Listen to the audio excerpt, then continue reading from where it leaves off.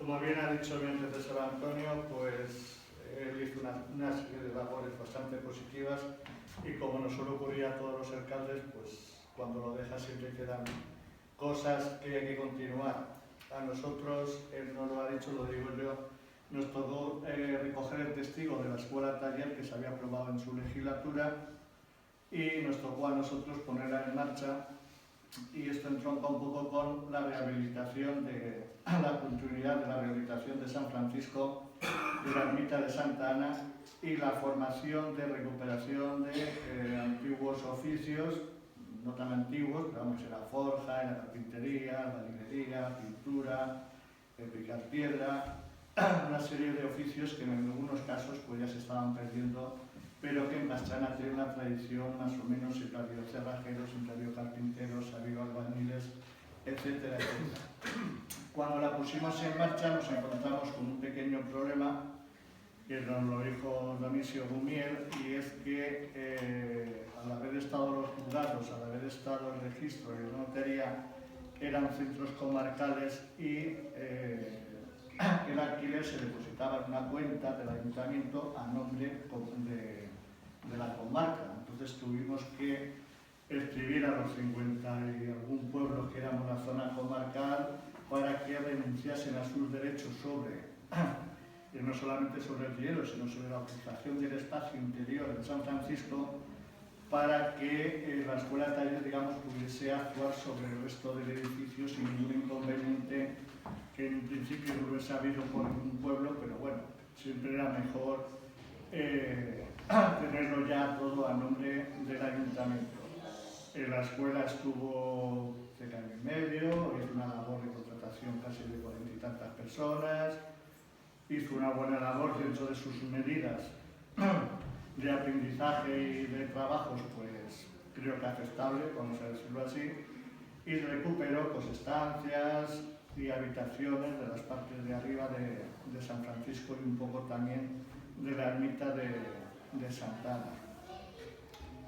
Dentro de la propia escuela taller, o bueno, dentro del propio edificio de San Francisco, celebrábamos una feria agrícola, como ha dicho Antonio, y ahí la escuela taller realmente pues, no alcanzaba a rehabilitar, digamos, tejados o otro tipo de obras de unas dimensiones mayores. En este caso, gracias a la Diputación, casi todos los años nos daban dinero que luego los constructores de Pastrana pues, hacían las obras, se iba ampliando y mejorando la infraestructura dentro del propio edificio para la feria apícola, y así, bueno, pues yo creo que conseguimos dar un avance, otro nuevo avance, porque luego vendrá Juan Pablo que dirá que pegó otro avance mayor, casi ya al final, tanto en cuanto el edificio se recuperó, creo que ha quedado bastante bien. Dentro de, en ese momento, cuando dentro del alcalde, también me encontré con una aprobación de las normas subsidiarias, que también había hecho Antonio en su época, en el que desarrollaban el nuevo urbanismo para Pastrana y sus cercanías, por decirlo de una forma. Nos tocó aplicar esas normas subsidiarias, porque en 4 años no se podía modificar por ley, y ahí entramos en una política, digamos, de concienciación ciudadana, concienciación de los propios albañiles o autónomos que se dedicaban, que en aquella época podían ser 15 o 20 familias que se dedicaban a ello, y a las propias empresas de construcción, que podían ser los Gumieles, digo los casos en el buen sentido de la palabra, o algunos más que había, los Crespo, los López, y que eran más o menos los que hacían la mayoría de las obras, ya fuesen en calles o en edificios de Pastrana, y había que concienciar a la gente que el cumplimiento de las propias normas lo que era mejorar el entorno y el embellecimiento del casco antiguo de Pastrana, ya fuese en una construcción de casa nueva o en rehabilitación de casas antiguas. Creo que esa labor se inició, esa labor se ha podido continuar posteriormente, y hoy ya casi todos estamos convencidos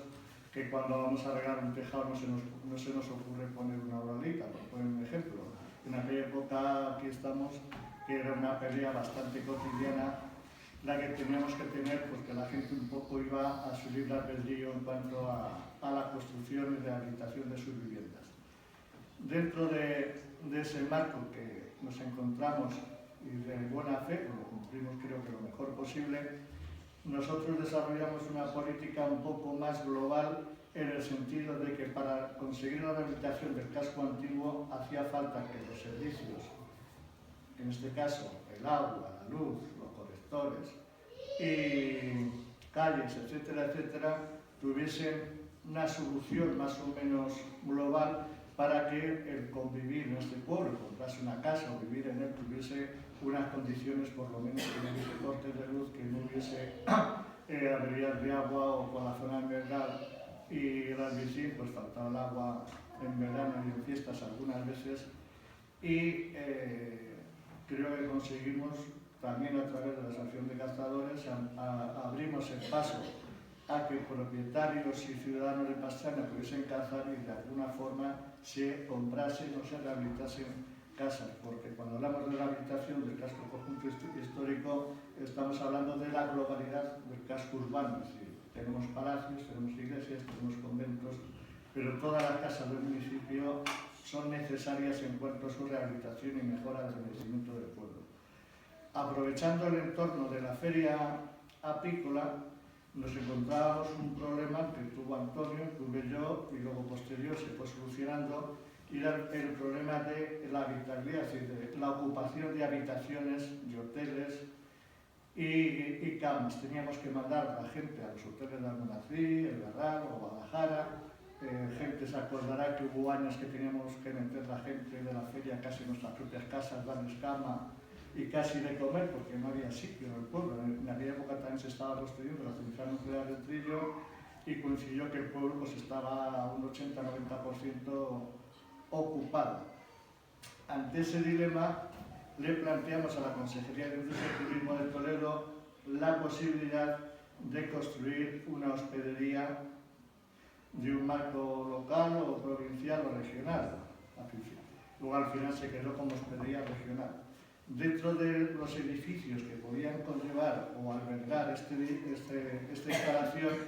pues nos encontrábamos que solamente había dos principales. San Francisco estaba descartado porque hacía falta continuar mucha rehabilitación aún. El Palacio, por su propia idiosincrasia, pues era un complejo muy caro, muy difícil de rehabilitar y para sacar suficientes habitaciones. Y nos encontramos con que el convento del Carmen, pues en este caso casi un 90% estaba desocupado. Realmente tenían los museos y estaba el padre Víctor y no sé si había algún padre más, algún franciscano con él.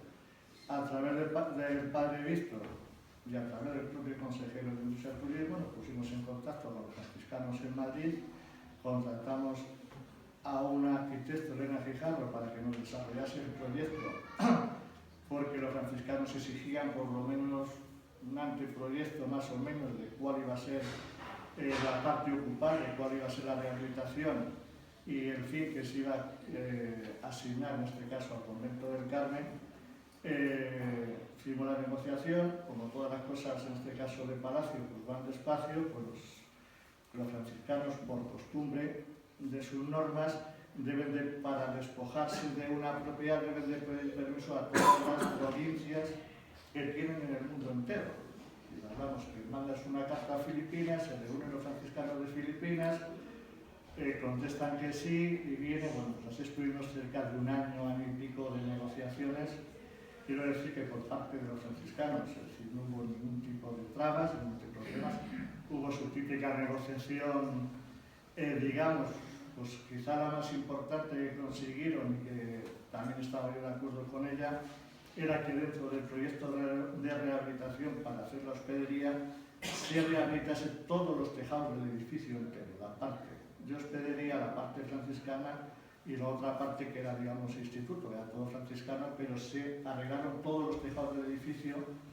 que es la parte quizá más importante porque consigues que el edificio entero, digamos, se consolide independientemente de su utilización, sí o no, de los espacios interiores. Ya firmamos los convenios, bueno, se hizo la hospedería con su tiempo y forma, luego le tocó a Juan Pablo inaugurarla, y creo que, pues ir un poco corto, porque si no nos vamos a ir un poco de tiempo, los logros en esa legislatura principalmente fue la escuela taller, la habitación dentro de San Francisco, un poco de acondicionamiento proyecto global de escarpo urbano y principalmente la obra de la hospedería que conllevaba la rehabilitación casi en su totalidad del propio convento del Carmen, y bueno, pues ahí está el convento y que dure muchos años. Podríamos continuar en pequeños detalles, pero yo creo que en base a lo que es este acto, lo más importante es un poco a lo que me he referido. Muchas gracias.